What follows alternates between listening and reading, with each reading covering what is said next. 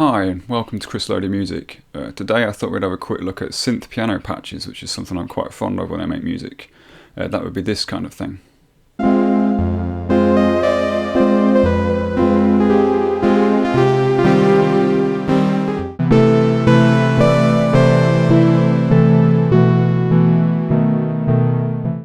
So we're looking to create a sound that has some of the characteristics of a real piano, but doesn't necessarily sound exactly like one. So I'll be going through a piece of free synth software and showing you how to build something up from scratch that's expressive. So stay tuned.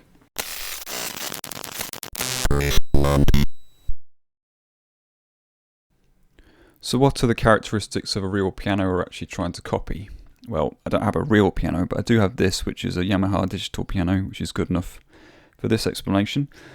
So you'll get the most out of these instructions if you've got a velocity sensitive keyboard. This is a fully weighted one, although it doesn't have to be fully weighted. And also it would help if you had a sustain pedal, which I've got under the piano here. So we'll find that notes that are played softly will be quiet and soft, and notes that are played hard will be loud and bright. Also, notes played at the top of the piano are going to decay quite quickly. Notes played at the bottom will last much longer. One often overlooked characteristic of the piano is if you play with a sustain pedal and a note is held. If you play a loud note and then a soft one,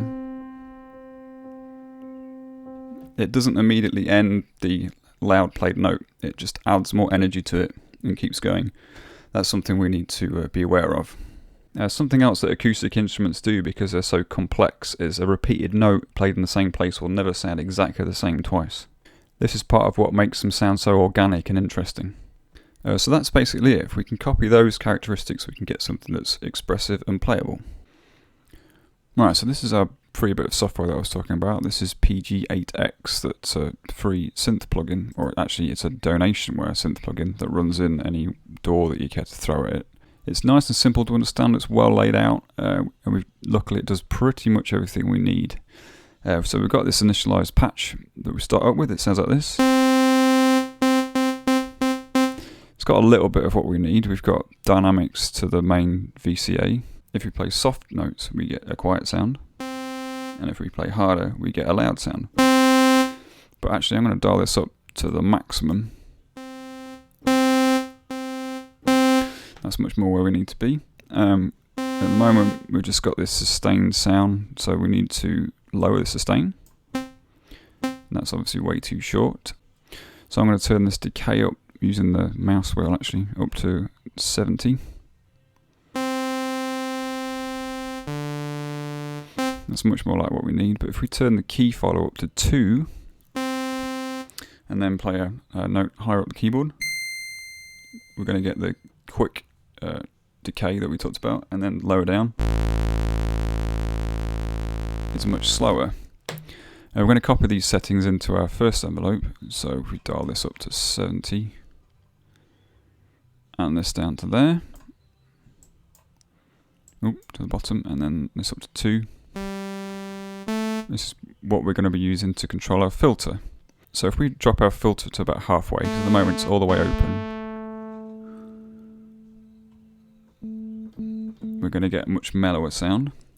But then we want this envelope to open this cutoff filter. So this is what this control does.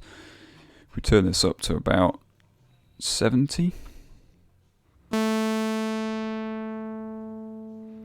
this is then going to decay at the rate of this.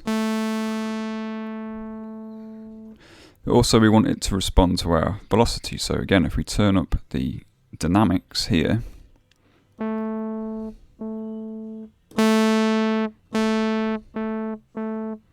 softly played notes will sound softer, and hard played notes will be louder and brighter.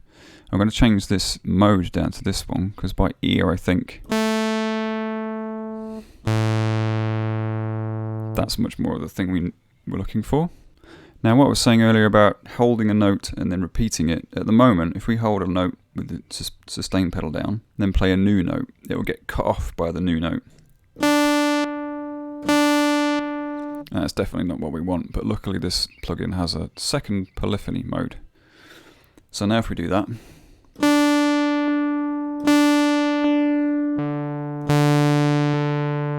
that's not happening, so that's great.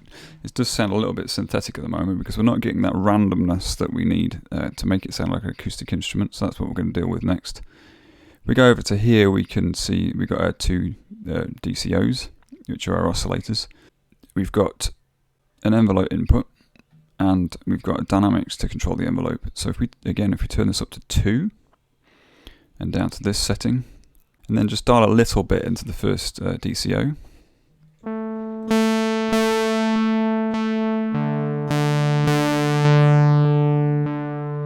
we get much more of a organic sound because it's slightly randomized by how hard we're playing the keys. If we just to give an example of what that's actually doing, if we turn this all the way up,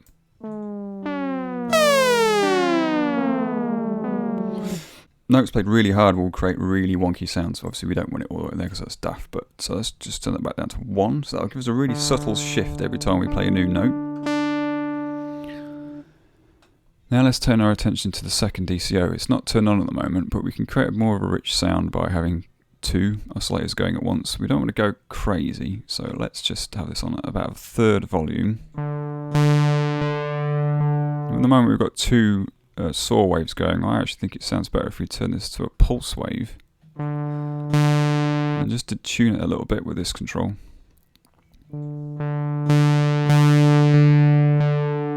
It's just a subtle layer, and then we want to add a little bit of the same randomness from our envelope into this control here, so hold shift and mouse wheel up to about 2.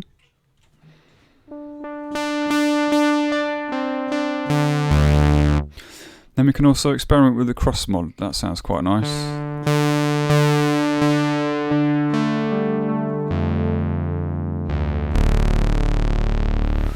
It means the oscillators actually interact with each other as opposed to just running alongside each other. It's a slightly different sound. But at the moment you can hear, if we hold our sustain pedal down and then release it, it just cuts dead. That's not something we associate with acoustic instruments, so let's add a reverb plugin after this. Now I'm going to use M30 by TC Electronics, which is actually discontinued, but it was a really nice freebie that they gave away.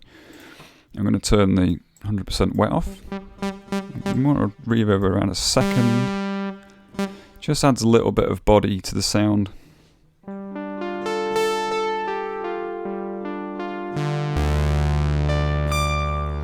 And it means our slight wonkiness will carry over into the reverb and sort of gives a slightly swirling sound and a richness to it.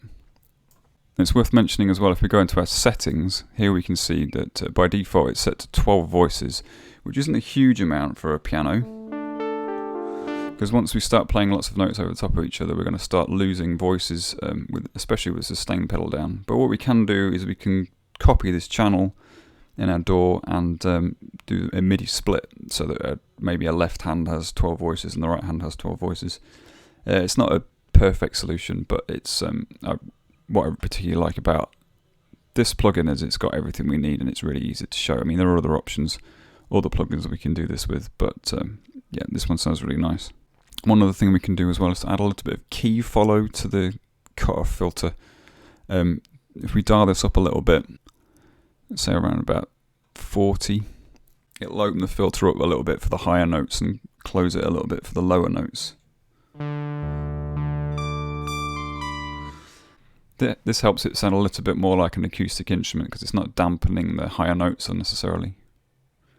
So if we really want to get all kind of 80s horror film, let's crank that chorus up.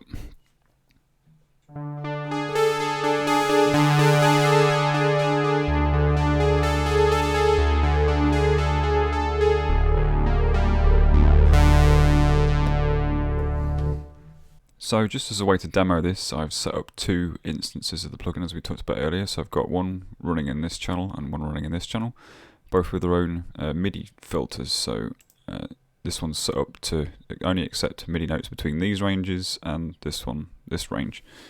So as we play from the C below middle C,